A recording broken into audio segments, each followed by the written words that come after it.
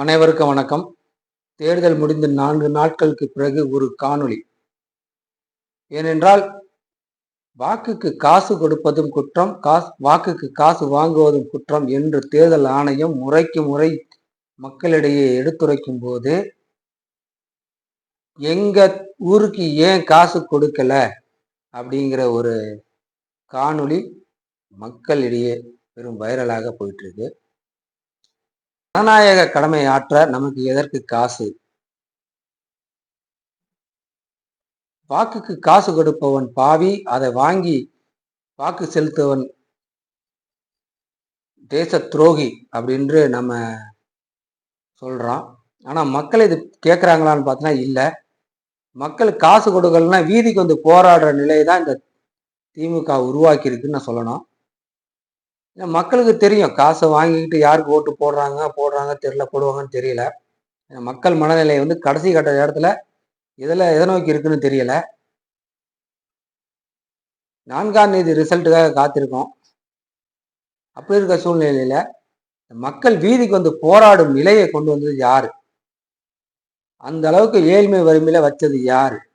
இந்த திமுக தான். மீண்டும் இந்த திமுக ஆட்சிக்கு வந்ததுனால் இந்த மக்களோட நிலை எப்படி இருக்குன்னு பாருங்க. காசு கொடுத்து ஓட்டு வாங்கின திமுக மக்கள் நல்லது செய்வாங்களா? அவங்க சம்பாதிப்பாங்களா? ஒரு தொகுதிக்கு 10 கோடி ரூபாய் செலவு பண்றாருன்னா அவங்க வந்து 20-30 கோடி கொள்ளையடிக்க தான் பார்ப்பாங்க. மக்கள் சேவைக்கு ஒரு நாளும் வராது. செஞ்சாலும் தரமா இருக்காது. இது ஏன் மக்கள் புரிஞ்சுக்கல?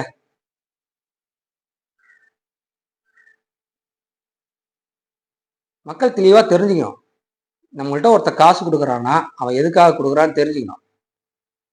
ஏன்னா காசு கொடுத்தா ஓட்டு வாங்குற நிலை வந்து தமிழ்நாட்டில் உருவாக்கியது திமுக தான். இலவசங்களை கொடுத்து கொடுத்து மக்களை கெடுத்து குட்டிச்சோறு ஆக்கி விட்டு வீதி எங்கும் போராட்டம், தெருவெங்கும் போராட்டம். இப்ப காசு கொடுக்கலன்னு போராட்டம்.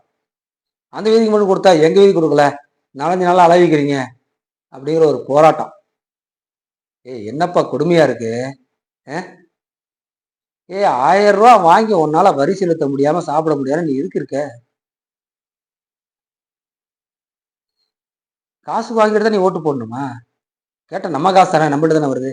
முன்னாடி உன் காசு நீ வச்சுக்காம ஏன் இன்னொரு போய் கொடுக்குற? வச்சுக்க வேண்டாம் பத்திரமா.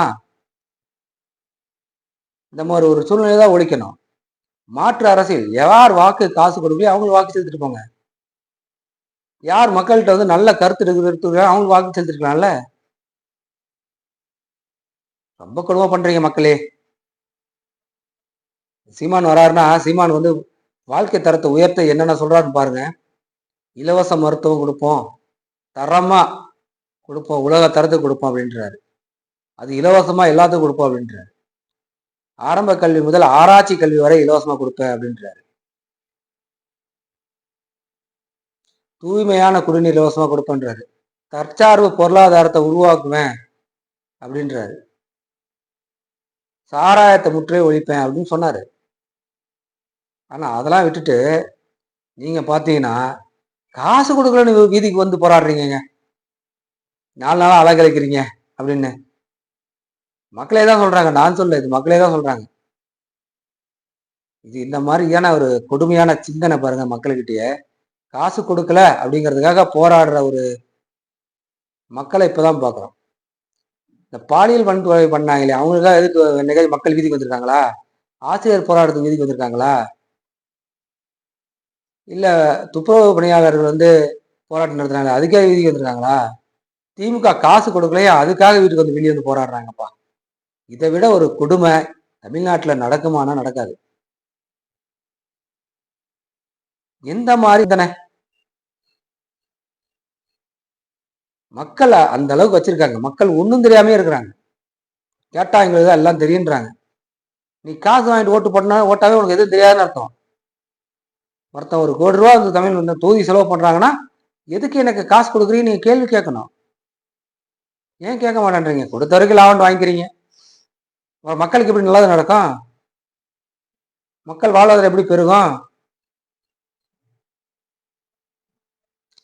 என்னப்பா இது உங்கள்கிட்ட இருக்க கொடுமைப்பா, சொல்ல முடியலப்பா. கொடுமையிலும் கொடுமை, கேடுகட்ட கொடுமை.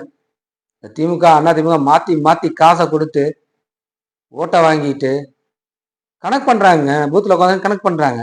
யாராவது வராங்க, யாராவது நம்ம எவ்வளவு காசு கொடுத்தோம் அப்படின்னு கணக்கு பண்றாங்க. அவங்க பக்கத்துல உட்காந்துருக்காரு ஒரு பேச்சாளர் பூத் ஏஜென்ட், அவர் கனெக்ட் பண்றாரு. எங்கள்கிட்ட காசு கொடுத்தா டிக் பண்றாங்க, உங்கள்கிட்ட காசு கொடுத்தா அதை டிக் பண்றாங்க. நான் பார்த்துட்டே இருக்கேன் என்ன பண்றாங்கன்ட்டு. எல்லாம் என்ன சொல்றதே தெரியலப்பா, காசு கொடுத்த அளவுக்கு வந்துருக்க மாட்டேங்க ஓட்டு அப்படின்னு நினைச்சிருவாங்க. ஜனநாயக கடமையாற்ற எதற்கு காசு வாங்கணும்? மக்கள் சேவைக்கு எதுக்கு காசு தரணும்? நீங்க இதை முற்றிலுமா ஒழிக்கணும். திமுக அதிமுக ஒழிக்கணும்னு பார்த்தா ஒழிக்காது, புது வரவு ஒழிக்காது. ஒரே மாற்று தான், நாம் தமிழர் கட்சி செந்தமிழன் சீமான் அவர்கள் மட்டும்தான் இதை ஒழிக்க முடியும். நீங்க புரிஞ்சுக்கணும். அதனால இனி யாரும் காசு கொடுக்க வந்தா அவர்களை எதுக்கு காசு கொடுக்க வரன்னு முடிஞ்ச அளவு ஒரு சத்தமேச்சும் போடுங்க.